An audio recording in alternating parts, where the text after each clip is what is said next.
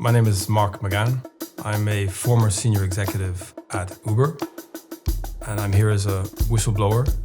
I'm the one who revealed what's become known as the Uber files. I'd worked in highly stressful environments before. Uber was very different. It was very intense. Threats, violence, death threats on social media. And it's only when you come off that kind of hamster wheel and you take a step back that you realize how crazy it all was. As a top lobbyist for Uber, Mark MacGann's job was to make friends in high places. His mission? Paved the way for Uber's global domination, even in cities where its service was illegal. Mark is now coming forward to identify himself as the source of the Uber files, a leak of more than 120,000 confidential documents to The Guardian. The data reveals how Uber broke the law and evaded police, how it used Emmanuel Macron in France, courted oligarchs in Putin's Russia, and held secret meetings with UK cabinet ministers. This is the first time Mark has spoken publicly about what he witnessed and why he leaked the files. So what exactly was it that you were hired to do at Uber? So I was hired by Uber to lead a team of people to develop and implement our strategy to lobby governments across Europe, across Africa, across the Middle East, so that we could enter the market and grow, despite in most cases the rules not allowing Uber to operate. Do you think you and other senior executives at Uber were aware at the time that it was openly flouting the law in cities and countries in which there were licensed taxi regulations?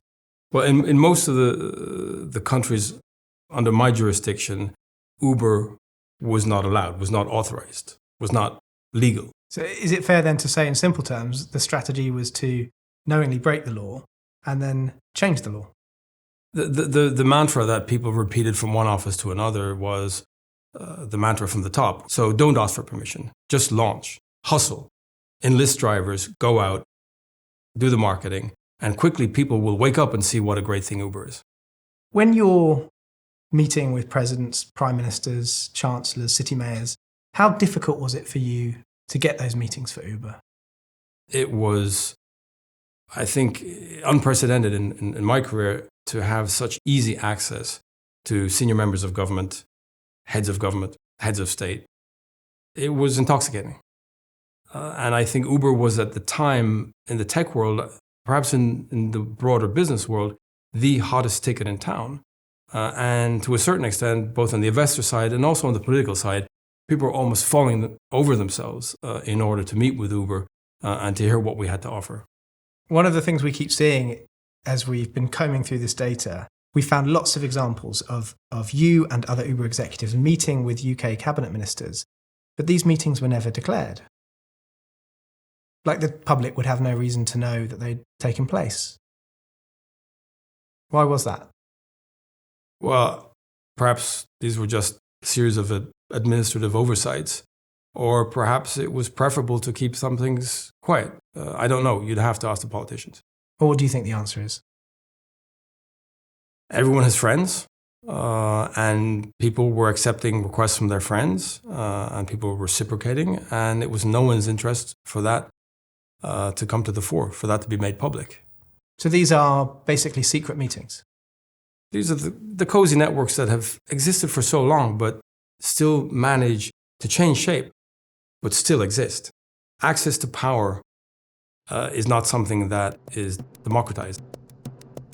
The impression that Uber was getting a free ride from governments sparked a furious backlash in cities across the world, including in Paris in 2015.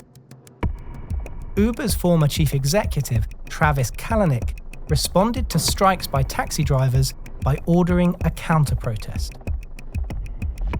When company executives warned it could result in attacks on Uber drivers, Kalanick replied, "I think it's worth it. Violence guarantees success."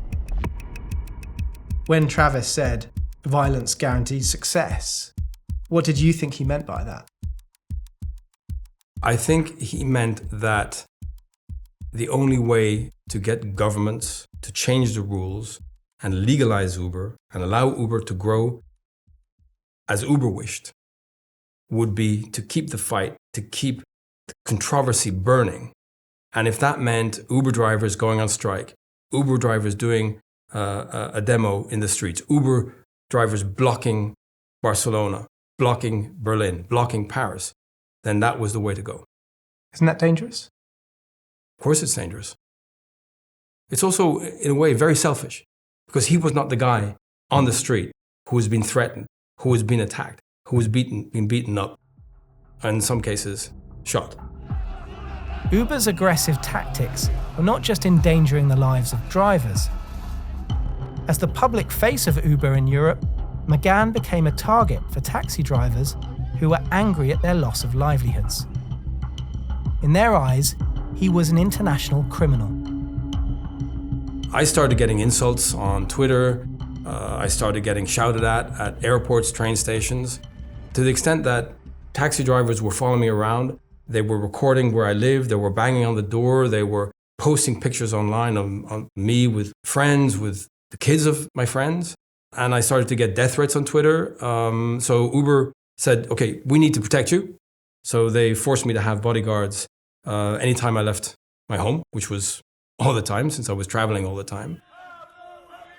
In Rome, after meeting the Italian Prime Minister's advisor, MacGann and his colleague were blocked in their limo.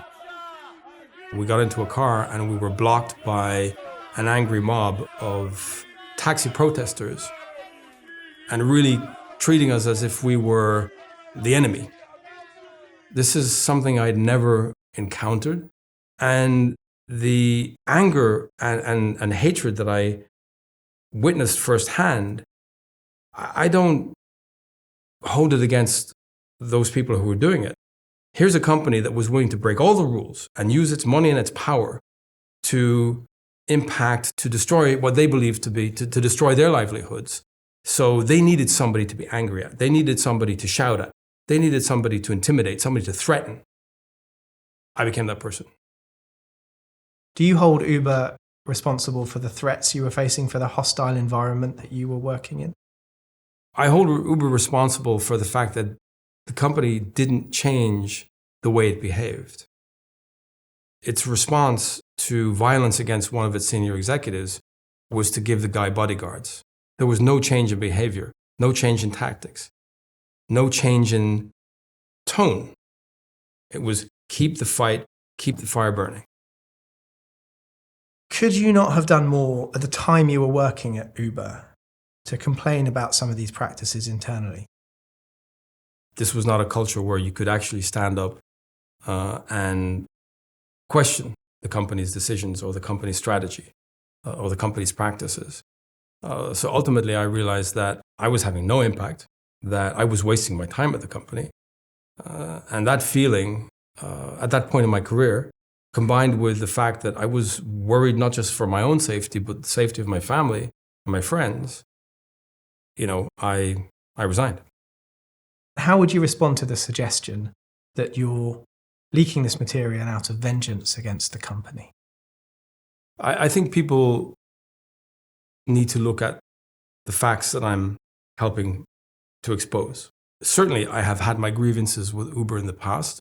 What I'm doing isn't easy, but I believe it's the right thing. Do you feel partly responsible and culpable for the lives that you see drivers now living? Yes, I do. And I am partly responsible. And that's my motivation for doing what I'm doing in being a whistleblower. Obviously, it's not an easy thing to do. But because I was there at that time. I was the one talking to governments. I was the one pushing this with the media. I was the one telling people that they should change the rules because drivers were going to benefit and people were going to get so much economic opportunity. That when that turned out not to be the case, we had actually sold people a lie. How can you have a clear conscience if you don't stand up and own your contribution to how people are being treated today? So is this for you about making amends? It's about making amends. It's about doing the right thing. Look, I own what I did. But if it turns out that what I was trying to persuade governments, ministers, prime ministers, presidents, and drivers turned out to be horribly, horribly wrong and untrue, then it's incumbent upon me to go back and say, I think we made a mistake. And I think, to the extent that people want me to help, I want to play a role in trying to correct that mistake.